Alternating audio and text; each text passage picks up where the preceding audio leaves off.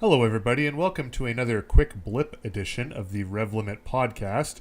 I'm Bryan Carey, doing this one again solo. We will come back again early next week with Anthony and Corey to discuss the racing weekend, particularly Le Mans 24 Hours, and a little bit again about the IndyCar. But as I have just returned from the Honda Indy Toronto, I thought I would do, like I say, we'll do a quick podcast here just to cover some things, and then we can get into more detail in our regular format again in a few days. Anyways, so just about the weekend itself, we'll start off on Friday. Don't get a chance to all that often, but being basically my home race, it's only 2 hours from my home base here in London, Ontario. Drive to Exhibition Place there in Toronto. Got there at about 9 o'clock on Friday morning, running a bit later than I was hoping, but picked up my my media pass, which is always exciting. Really look forward to getting that and getting that week off started. So first thing I was able to do is got everything settled, head down to the pit lane, hung out in front of the Schmidt Peterson Motorsports garage, the number 5, because Connor Daly was going to be taking over for James Hinchcliffe, who is unfortunately still injured and apparently and looks like will be that way on the sidelines for the rest of the season. I may hope for a speedy recovery, but since he's not going to be able to back in in the next couple weeks at least, or a couple races, hopefully he'll take the time, make sure he's better, and comes back strong for 2016. Regardless, one of the surprises was I knew he was going to be at the track. I knew his duties were going to be somewhat limited. He couldn't do all the events that he was planning on doing, even if he was driving.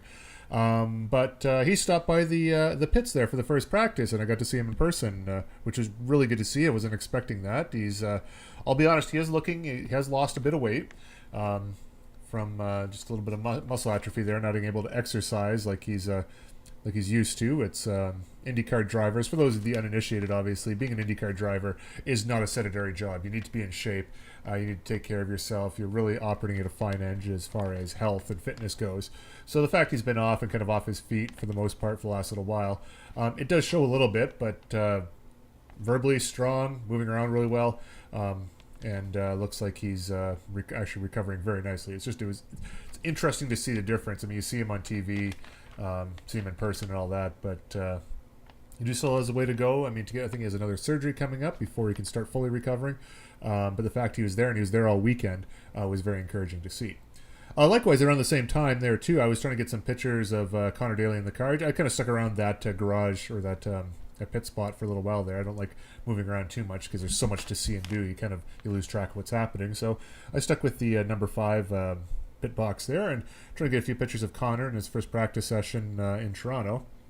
And I kept getting in the way of a guy I assumed was a crew member of some sort. He was just kind of milling around and kind of didn't want to bump into him. Almost bumped into a few times trying to get some pictures. He was kind of there. Found out about 10 minutes later that was actually Paul Tracy, and I had not recognized him initially. He was standing talking to Derek Daly, Connor's father, Formula 1, IndyCar, and of course television commentator. That's where I'm most familiar with, as he used to be the voice for Formula 1 with Bob Varsha on ESPN.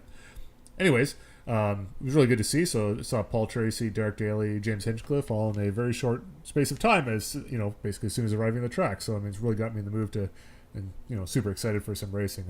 Paul Tracy being one of my driving heroes, a Canadian IndyCar legend, kart champion, I believe, in 2003, Molson Indy. Winner in 1993, and I don't think it was a Molson Indy in 2003, but he's won the Toronto race 2 times, only Canadian to do so. Then also seeing, I'm kind of also excited to see Jurassic World. It launched this weekend, and Scott Dixon's number 9, normally the Target Ganassi racing car, was a nice black design promoting the Jurassic World movie, and it was a very cool looking car. Although where I was standing was near the gap in the wall where the teams can come back and drive roll the cars back to the paddock, and unfortunately Scott's car had broken down. But good news for me, I was in perfect position to snap a picture of the car rolling by on the crane.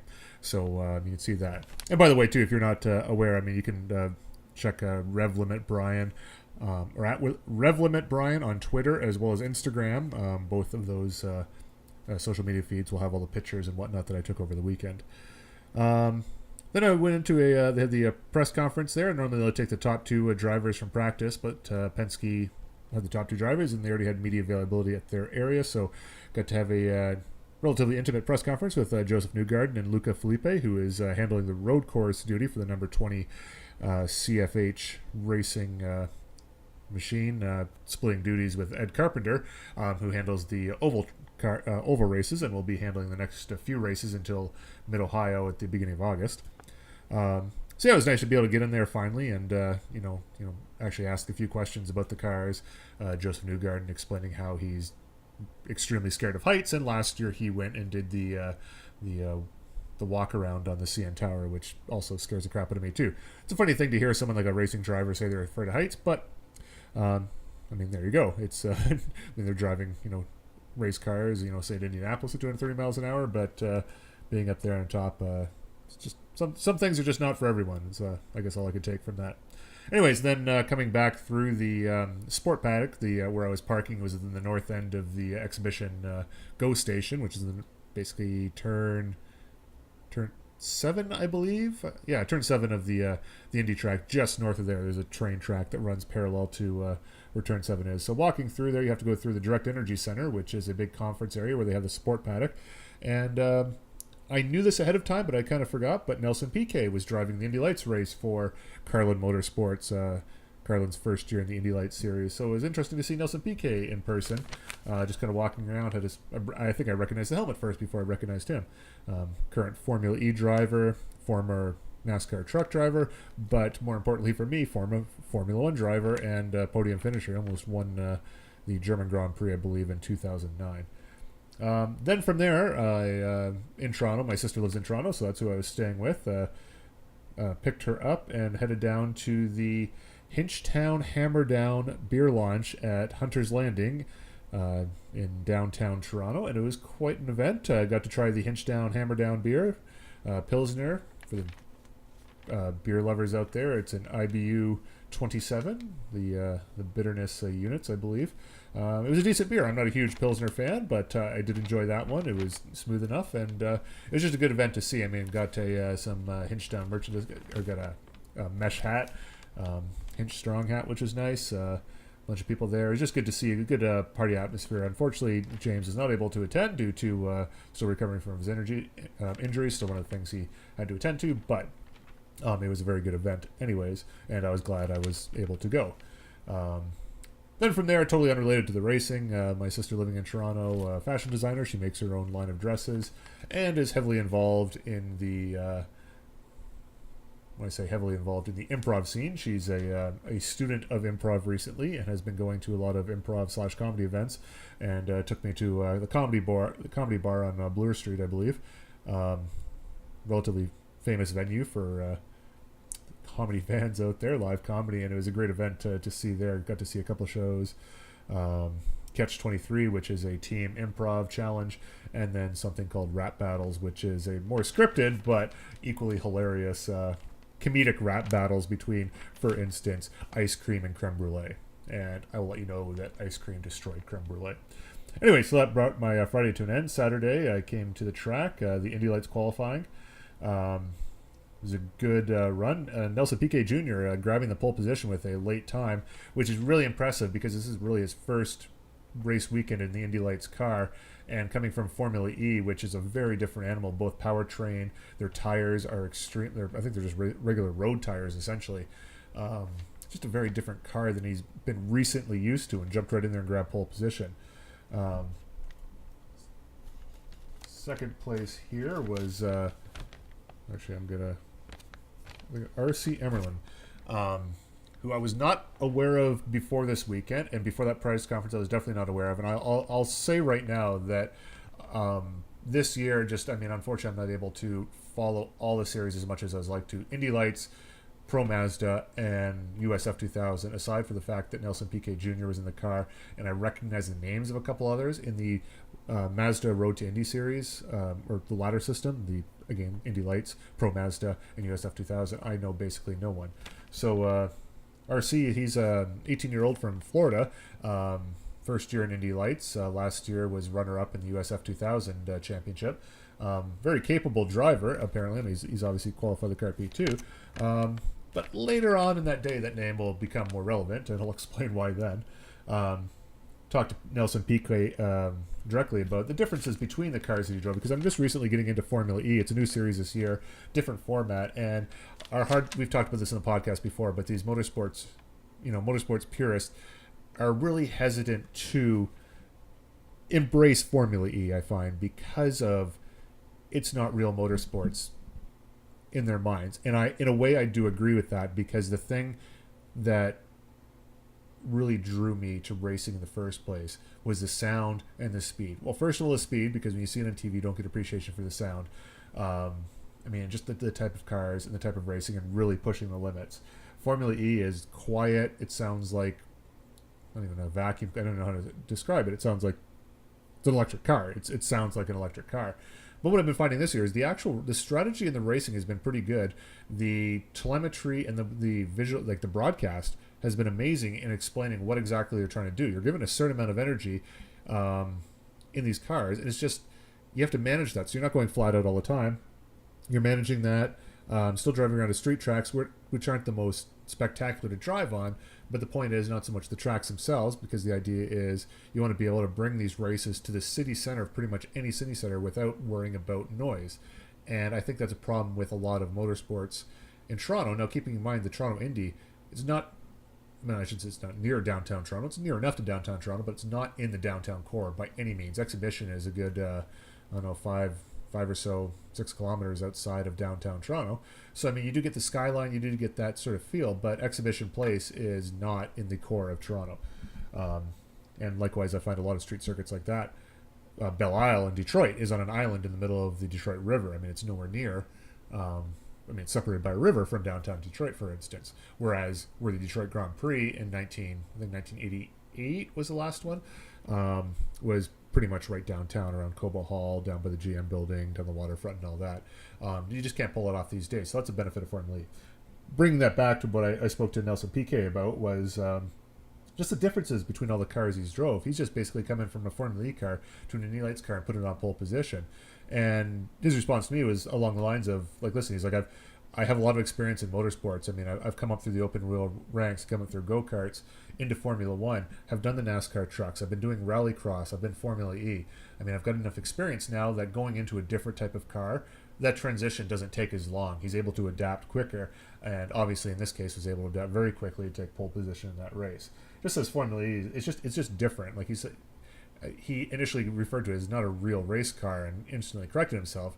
He's like, well, it's not a traditional race car. It's just different. You don't go flat out all the time. You're managing different things. You're trying to be faster than other guys without using as much energy. So you have to figure out how to do that and how to best use the power that's given to you. So, it's nice to, I've been wondering that myself, what the differences are from someone who's done both. So to, be able to speak to Nelson Piquet Jr. about that was a pretty good opportunity. Went down, did a paddock walk, went around just to see the garages there. And this is something that you're able to do as a fan, no problem. And in fact, I recommend, this is one of the best things about IndyCar racing. It's a very high-level racing series, but the accessibility of the drivers and the teams is amazing.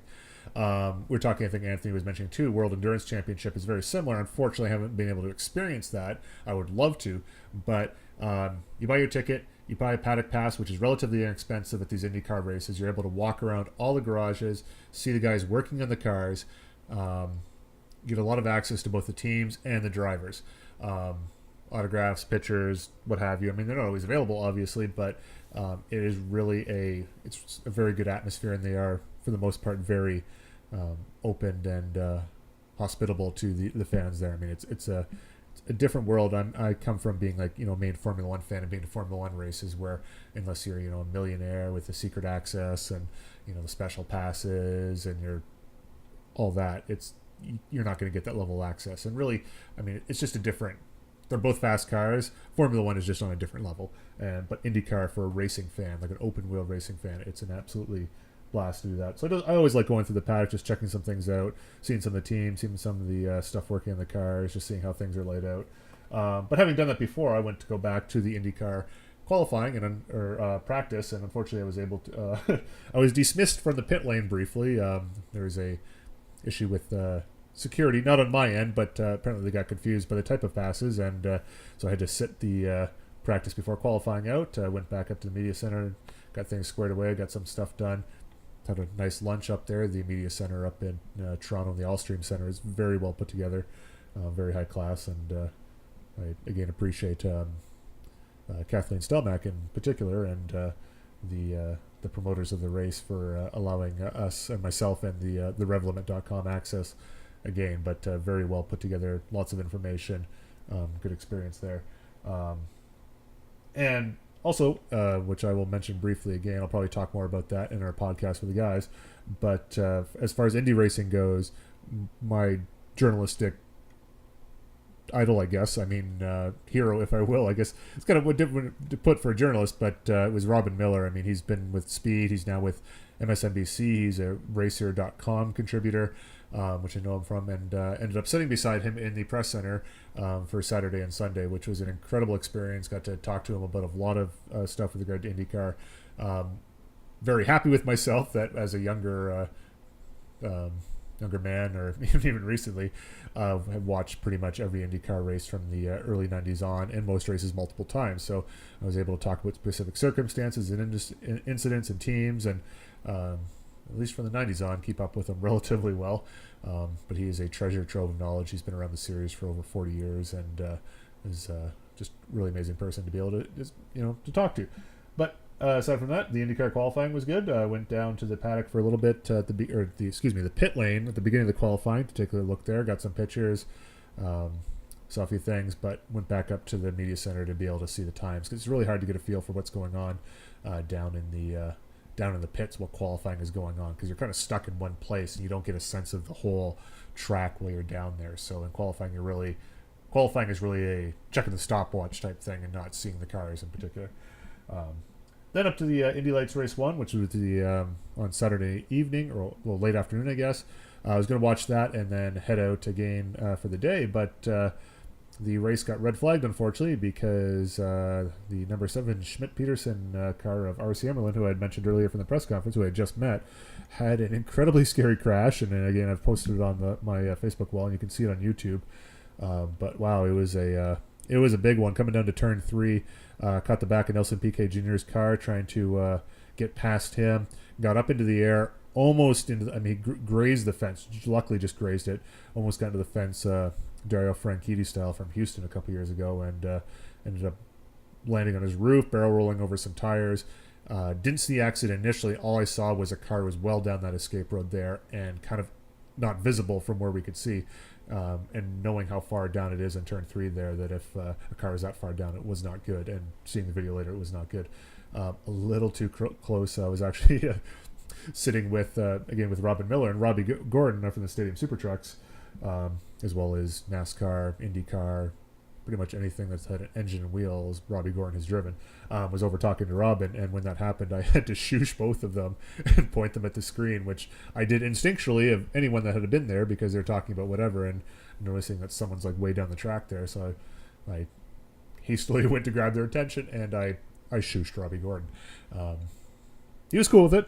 But all three of us had said, yeah, kind of was a little too close to the accident that took the life of driver Jeff Krosnoff and Marshal Gary Arvin back in 1996. That was a different time, different safety measures. There wasn't fences along both sides of the track there, but still a scary thing to see. And then from there, again, after the track, went to meet my sister. Again, more comedy shows. So my weekend is racing and comedy. So I actually took part in a small improv workshop, which I've never done before, and it was a very interesting experience. I'd like to do more of that probably in the future, but going in there cold there, it was they're very good about it, and went to see a comedy show with some of the same people that was actually in the workshop later, and it was very funny. Beyond that, however, came back day 3. Got to the track early, and they had a setup with iRacing, actually, with an Oculus Rift hooked up to it for an insurance company. And honestly, I forgot the insurance company. I want to give them a shout out for actually setting this up, but was able for the first time finally to try the Oculus Rift development kit too. And I have to say, I am both very impressed and just a touch concerned. I'll say very impressed with the immersion while you're sitting there, it wasn't set up perfectly. It felt like my head was lifted up a little bit too high than it would be in a regular cockpit. But driving the Indy car around, the DW12 around Mosport, which is how they had it set up, was so intuitive, so natural, looking ahead through the corners. The 3D effect was amazing. The graphic resolution on that isn't perfect. It seemed very clear. It was like lines kind of, which I know they're going to fix that for the commercial version. But the concept of it, the head tracking was amazing. My small issue with it is every so often I'd take a turn and I'd turn my head and it would feel like my body was wanting to come out of the car. Like my body was sensing the motion way more than it does when I'm sitting looking at a static computer screen. And I do get a tendency to get car sick when I'm not driving. And I think the thing is when I'm driving is kind of having a racer's brain and having driven race cars before, and I have a certain method of driving. If people don't drive exactly the way I'm expecting it to, I get sick. And not being used to the Oculus Rift, my motion senses weren't used to what I was doing, and I was starting to get a touch nauseous. Not that bad, like I could manage it. I could probably feel getting used to it, but it did concern me a little bit. But I'll still be very interested in the Oculus Rift when it comes out early next year, hopefully early next year. Then there was the final races for the United States for USF 2000, Pro Mazda and Indy Lights, the Mazda Road to Indy series. All very good series, but like I said, I didn't really know a lot of the drivers. I'm going to start to get more into it, but what you want to see out of those series is the drivers progressing up in IndyCar. And I think Joseph Newgarden was the last... No, Tristan Vautier. Anyways, it is a good ladder system. It's just that there's not enough cars in any of the series. Indy Lights, I think, has 11 cars right now. It's a new chassis this year. It's a fantastic looking chassis. It looks like it drives fantastic. And if that series had 20 plus cars, that would be an amazing series. It doesn't have 20 plus cars, but same thing with the Pro Mazda and the USF 2000. They just need more cars in those series racing at the same time to really get a good idea. And really, 20 to 25 cars at least for each series. Probably USF 2000 being the opening rung on that ladder, and maybe in Pro Mazda have a few more than that, maybe pushing 30. They are smaller cars, but Indy Lights at 20 to 25 would be a fantastic series. Really enjoyed watching the race, both those races. But anyways, let me just see here. Before that, on the Sunday, there was the Indy warm-up. No big surprises, there. Honda's... it's a warm-up, so, I'd be repeating myself talking about that. It was cool to be in the pits during the warm-up. Stayed in the Carpenter Fisher Hartman Racing garage, just because that was the one place I could see a timing screen, so I kind of hung out there, and it was a good place to watch. Then one thing I want to talk about, too, is the Stadium Super Trucks, which just are amazing to watch. They're so much fun. Robbie Gordon was really hyping them up. They come into the press area Saturday and Sunday, where I got to talk to him for a little bit after the Shushing incident on Saturday there. But the one thing that he had mentioned in the press conference, and I asked him about, which I said, I don't care what else you do, if you can make this happen, that'd be fantastic. But he said he loves bringing the trucks to different places because it makes people run to the fences. And I agree, this is the first kind of motorsports that I've seen people be like, what is this? What's happening? They're not expecting it. It happens, and the run to the fences, in most cases metaphorically, but in some cases I'm sure people are running to fences, especially down the back straight, seeing what the hell these things are. They're fantastic to watch. So much fun. It's not going to replace open wheel racing or the speed and the danger and just the pure skill of IndyCar. But like he says, there's 650 horsepower. There's absolutely no driver's aids.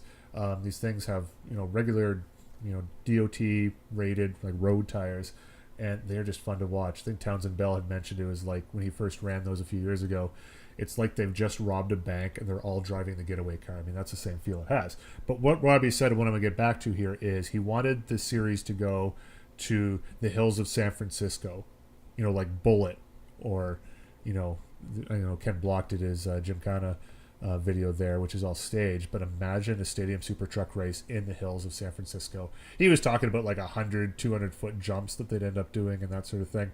And I just said, if you do anything with this series, do that. And he absolutely agreed. He would absolutely love to do that. Beyond that, what he'd also talked about there on the Sunday too after the race was increasing the car counts, because I think they had about 7 or 8 of those things going at one time. The X Games, he said they had 18 at a time. But if you can bring those to all the street tracks, bring them Indy cars. They do it for the V8 series in Australia. They did Adelaide. They're going to the Gold Coast in about 8 weeks. They do Toronto. They did Detroit. They really are a great foil to bring, and it's really entertaining to watch. Get those car counts up or truck counts up to 18 or 20 as well, and I think it really improved the show. I mean, watching 3 or 4 guys racing is amazing. Watching 10 plus guys all racing together would be fantastic, and it's just a flat out fun thing to watch. So like I say, it's not replacing the hardcore motorsports or whatever, but it's, I mean, if you want bang for your entertainment buck, I mean, especially in the motor racing side of things, there's right now nothing better than the Stadium Super Trucks, I think. Anyways, and then moving on from that, straight to the IndyCar race. We'll talk about more of that when I get Anthony and Corey with me for this podcast. We're rounding up just past 25 minutes here, so I'm going to have to wrap this thing up really quick. But IndyCar race started wet, dried up, always provides good racing. Luckily, the weather held off that way, so we ended up with a full race. Fans stuck it out. Even this year with the Indy race and being in June because of the Pan American Games in July, it'll be back in July next year. Hopefully this thing can get promoted again more. It's nowhere near as packed as it used to be back in the late 90s, early 2000s, but it's still a great event. The racing was good. Congratulations to Joseph Newgarden, Luca Felipe, and the entire Carpenter Fisher Hartman racing team for their first ever 1-2. They merged teams last year. They're both single car outfits. They both actually Joseph Newgarden got his first win at Barber this year. Ed Carpenter has won a few races on the ovals before, but this is their first 1-2, and it was an excellent race all around through the field, and we will talk about more about that. Anthony, Corey, and I, as well as the Le Mans 24-hour race, historic win for Porsche, which we'll get into then. But for now, it's Bryan Carey with, well, not as quick, but the quick blip edition of the Rev Limit podcast. Like I said, we'll be back middle of next week with Anthony and Corey. Thank you for listening.